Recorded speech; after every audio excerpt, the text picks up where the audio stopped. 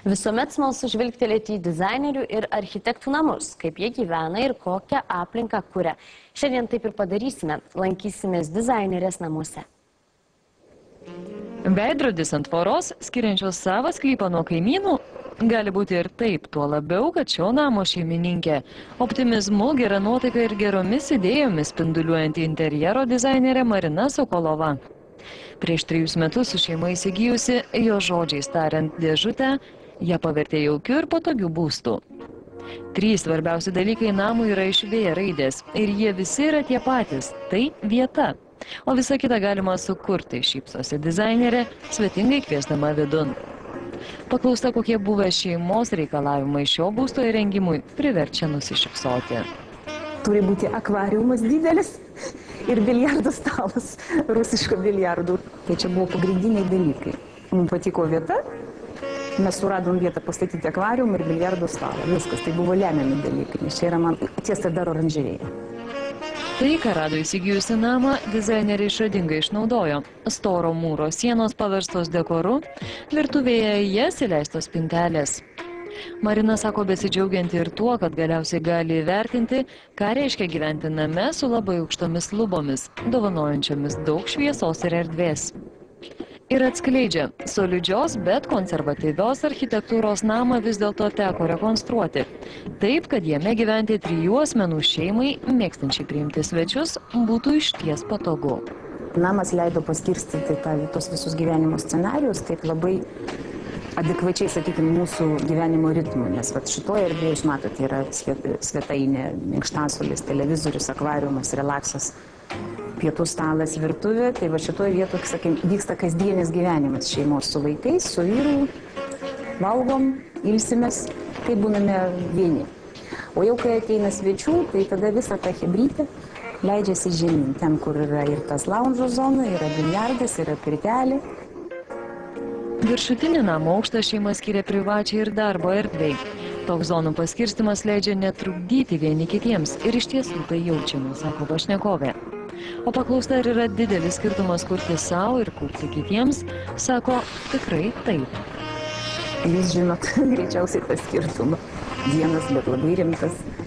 Kada sugalvotum, turi pats už viską susimokėti. Bet čia tai taip. Čia yra tas skirtumas. Aš šiaip aišku, kad ne. Vis viena tu galvoji pagrindė apie tai, kaip turi būti gera, patogu, komfortabilu. Tai tiek.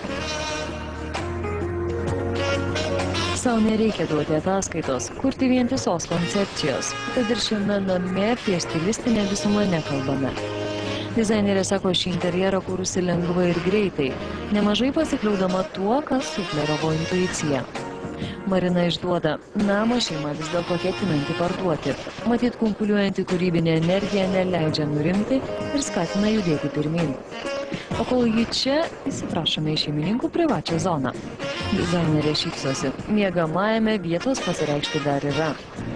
O bene didžiausia šio kambario puošmena – įspūdingas lovos galvūgalis.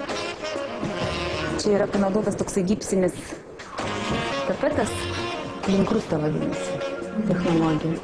Kažkoks yra mišinys gipso ir aliejų.